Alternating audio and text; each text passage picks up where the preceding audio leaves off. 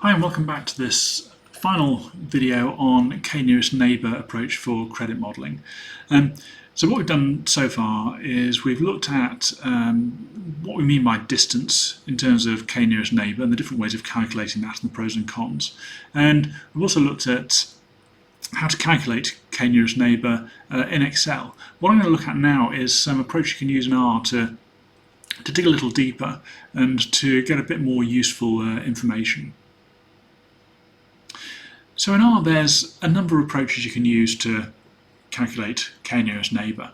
The easiest approach is to use the kNN function in the class package, although this uses Euclidean rather than Mahalanobis distance, and you've got to decide which value of k you want to use.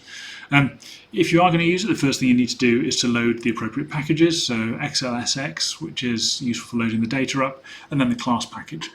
And then what you do is you load up the data as follows. You need to load up the train data file, which uses readXLS, that happens to be on the 4th sheet of the data, and the test data file, which happens to be on the 5th sheet of the data. So these are the two Excel spreadsheets which I created for this, with the 2 sheets of training and testing. And when it comes to the kNN function itself, it actually uses 3 sets of input data. It uses the matrix of training observations, the matrix of test observations, which would just be a vector if it's a single case, and the vector of classifications for the training set. So I extract this from the data which I input. So the training matrix is the 2nd to the 5th columns of the data file. The test matrix is the 2nd to the 5th columns of the test matrix file, test data file, and then the training class is just the 1st column of the training data file. So this code here pulls out the data and then just displays it to make sure it is we're getting what we think we're getting. There's also another couple of settings which are useful with this function. If you set the probability to true, it gives the probability of each of the findings. And setting k to the number, a number gives the number of neighbours used. And then the function returns the classification for each of the 2 test candidates and the probability associated with the results. So to use it, you just use kNN, training matrix, test matrix, training class, prob equals true, and then in this case I've used k equals 6. So this is how the code looks in RStudio, and here's what the results look like. So we've read in the data, we've displayed it. The training matrix data is what we think it is, which is good. The training class is the 0s and 1s for the solvent and insolvent firms. The test matrix is those input variables for those known solvent and known insolvent firms, and then we get the results out. So that suggests that each of the 2 candidate firms is solvent, which isn't quite right, and the probability it gives is a probability of 1 for the first firm and 2/3 for the second. Oh, okay, at least it's uncertain about the insolvent firm being solvent, but you know it's clearly not great. So we can do more, we can do better, and we can also use a Mahalanobis distance-based approach, but it's trickier. I mean, there may well be a package out there which I haven't found which does this more easily, but it is something which we can build. So what I built here is something using Mahalanobis distance and using 2 variables to allow us to work out what the optimal value of k is, which is going to be slightly more useful than just plugging in a value which is root m or something else. And unfortunately, because I had to code this myself, there is more code, so it's got a smaller font. So you might want to use a bigger phone or watch it on your computer. So if we're trying to find the optimal k, we need to use the training set. And what we need to do is we need to compare the data for each of the different firms with every other firm. So what we're going to be doing is we're going to be pulling out the data from each firm and then grouping together everything else to compare with it. And for each of those firms, what we'll be doing is we're taking each of those as our kind of candidate firm within this training set, and then we'll be deducting or looking at the difference between each of the values for that firm and all of the others. We'll then be calculating kNN scores for each of these firms against all of the others, for every single firm and across every possible value of k. So what that means is loops, which isn't particularly efficient in R compared to matrices, but it's the only way I can get it to work. What we need to do first, though, is we need to create some entry matrices. Now, the first one's going to contain all of the kNN scores, and the second is going to contain all the values that we need to test for the optimal value of k. So in each case, we've got one row for each candidate firm and one column for each value of k used. So kNN score is going to be a matrix which has n rows, n number of rows equals 50, number of columns equals 49, and then the kNN test statistic to work out what value of k is going to be best. Again, 50 rows and 49 columns. So why is it 50 rows and 49 columns? Well, we're doing this for all the 50 firms, so that's why we've got 50 rows, one for each of those firms. But each firm can only have 49 neighbours, because if there's 50 in total, we're looking at one, there's only 49 other ones to compare with it. So that's why k can only go up to 49. And then we've got the distance matrix, which has 49 rows and 2 columns. The next stage requires a loop running the code for each firm. So each of the 50 firms got for m is equal to 1 in 50, and then everything else is going to be within the curly brackets. So what we're doing, we need to do for each of the firms, so everything within that will sit within those curly brackets. Now, to do what we're going to do, we use a function called sweep.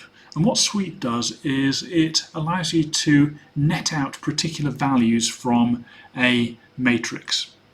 So the sweep vector that we're going to use, this is the row from the training data file. It's all of the columns, but just the particular row for firm M. So we're going to take train data file, row M, and all of the columns. So after the comma, there's nothing. And initially we're going to create, what we're going to do with the sweep vector is we're going to set the first column, so the first value in this vector, to 0.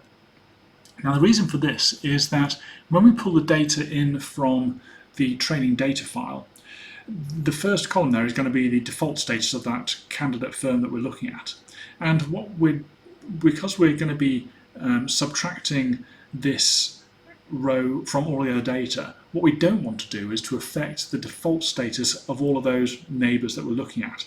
So if we set this to 0, whether that training data, whether that training firm defaulted or not, it means that we'll be deducting 0 from the default status. So we won't be altering the default status of all these candidate firms, which is what we want to do.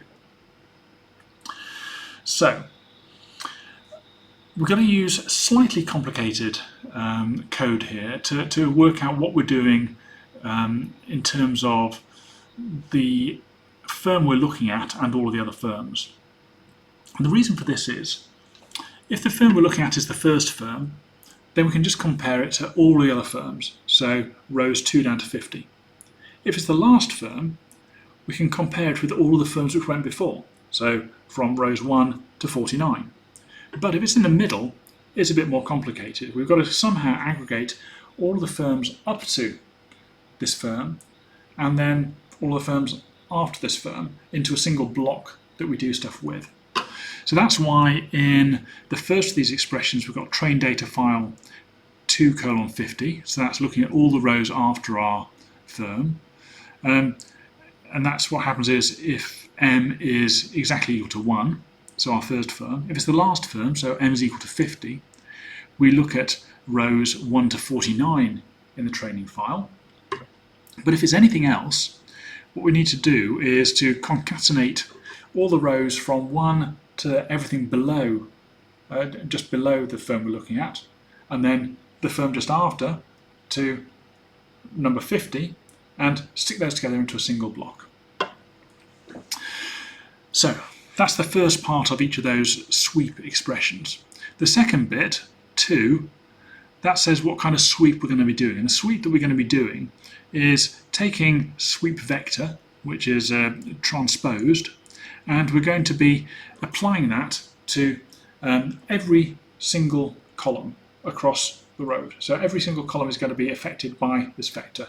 And the final component of this is the minus sign, because what we're going to be doing is we're going to be subtracting this transposed vector, so it's going across, from each of the rows in that initial expression. So train data file 2 to 50, 1 to 49, all that horrible concatenated expression there.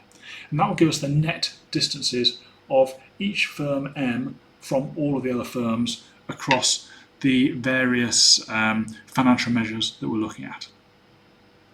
So we've got our matrix, which is kNN MD net, and this is the distances of each of the other firms from the firm that we're looking at. Now, because we're just looking at the first two variables, these are the second and third columns of that matrix. So the first thing that we need to do is to calculate the inverse of the covariance matrix that we're looking at, because what we're doing here is we're calculating the Mahalanobis distance. So to do that, we take these second and third columns and all of the rows, and we use the function cov. Now that calculates the covariance matrix. On this, we then use the function solve, and what solve does is it calculates the inverse of a matrix. And then finally I use the function as.matrix, simply to just make sure what I've got is a matrix, because it needs to be for the matrix multiplication in the next stage. So I put that inverse covariance matrix into something which I call kNN MD cov inv, and that gets used in the next stage. So then what we're doing is we're running through each of the n neighbours, and in that we're using this thing called distance matrix, which I recreate every time. In the first column of this, what I do is I have the default status of the candidate that I'm, sorry, of the firm that I'm comparing with my candidate. So the first column is going to be the default status, so I can see whether a particular neighbour is a defaulted neighbour or a solvent neighbour. In the second, what I've got is the Mahalanobis distance. So again, I'm calculating this for the first two variables only, so the second and third column. And for firm n out of 49 here, it's going to be calculated as that vector of those two measures multiplied by the inverse of the covariance matrix, which we just calculated, multiplied by the transpose of the that vector again for the nth firm. And when I've calculated that number, I then take the square root of that, and that gives me the distance. So what I end up with then is a 49 by 2 matrix of solvency statuses, so solvent or defaulted, and distances. And what I want to do is I want to sort this by distance. So I create something called distance matrix sorted. That is simply distance matrix, which is sorted, and that's what the order function does, by the second column, decreasing as false, so it gives me an increasingly sorted matrix by the default, by the distance from the firm. So I next need to calculate the kNN scores, because I've got the distances and I've got the statuses, and I need to combine these into the score. Now, again, another loop, sorry about that. Calculating the numerator and the denominator separately, and what I'm doing is I'm going from k equals 1 to 49, and then I'm going from j equals 1 to k. So the reason for this is, if I've got, say, k is equal to 6, so 6 neighbours, if I'm calculating the kNN score for 6 neighbours, what I need to do is I need to calculate it for each of those 6 neighbours individually. So however many whatever value of k I'm using in my kNN calculation, I need to do the calculation individually for each of the training firms or each of the compared firms up to that number.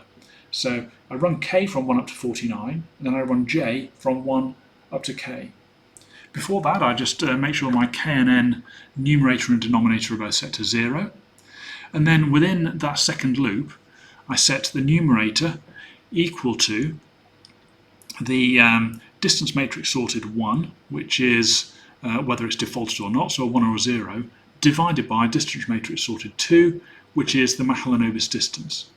And again, the denominator, I take the previous value of the denominator and add 1 over the Mahalanobis distance. So what I've got there, if I've got, say, k equals 3, I start with 0, and then I add the first default status by the Mahalanobis distance, then the second default status divided by Mahalanobis distance, then the third default status divided by Mahalanobis distance, and that gives me my numerator. Then for the denominator again, start with 0 and add the inverse of the Mahalanobis distance plus the inverse of the Mahalanobis distance plus the inverse of the Mahalanobis distance, and that gives my denominator. And when I've done that, I can then calculate my kNN score as being the numerator divided by the denominator. That's great. And then I can calculate my test statistic that I'm looking at as that score minus train data file M1. So that gives me the actual default status for that particular firm. So my score tells me what my analysis thinks it's going to be, the weighted average. I then deduct what it actually is and square that, and that gives me a number which is always going to be positive. And I do that for all values of k. So, having done all that, I then sum the result over all of the different firms and then look at what happens as k increases. So what that suggests, and what I've done here is then just plot the results in this chart, and what that suggests is as k increases from 1 up to 4, it gets gradually better based on this training set. Beyond 4, it gets worse. So what that suggests is k equals 4 is a pretty good choice. So we can then test to see whether k equals 4 is a good choice by looking at some candidates. Incidentally, this is all the code that I used to do that. There's quite a lot of quoted out text in here. Some of it is saying what's going on. Some of it on the second page is where I tried different approaches. So a 4 variable Mahalanobis distance approach, a 2 and 4 variable Euclidean distance approaches. So those are in there as well. So to show how that would be done. And unless you've got much better eyesight than me, you'll need to look at this on a computer screen rather than on a phone. But it is there for you to feast your eyes on if you want to. So, using this information, we can test candidates using the optimal value of k. So the first thing we do is read the data into the data frames, and then create matrix and vector for working and results. So the training data comes in from the training data file, which is columns 2 and 3, because we're just looking at those first two variables. The training class is the training data file, column 1. That tells you whether each firm in that training set defaulted or not. The test matrix is the test data file, columns 2 and 3. So that's just those first two variables for the known solvent and known insolvent firm that we looked at. We then create a matrix for the test distance matrix, which has 50 rows and 2 columns. And we create our kNN test scores, which is just a 2 variable vector, which we stick zeros in for now. So we need another loop, but this time it's just over the 2 candidates. So we do for i's in 1 to 2, then whatever's within the curly brackets. So for each candidate, we're going to create a net distance matrix. So again, we need to create this sweep vector, which is the test matrix that we're doing, either the first or the second one. We then create our kind of netted out matrix, which uses that sweep function again. Now it's much easier now because we've got our training data, and we're just going to, in each case, work across using that sweep vector of our candidate firm and deduct it using that, which is what the minus sign does. Having got that, we then just simply calculate the inverse of the covariance matrix using cov and solve again, and making sure it's a matrix using as matrix, and that goes into kNN test mv cov in. But I'm really sorry I can't create more intuitive names for my data frames, but there you go. And then we calculate our test distance matrix column 1, which becomes the default status of each of those training firms that we're looking at. And we run through each of those 50 firms.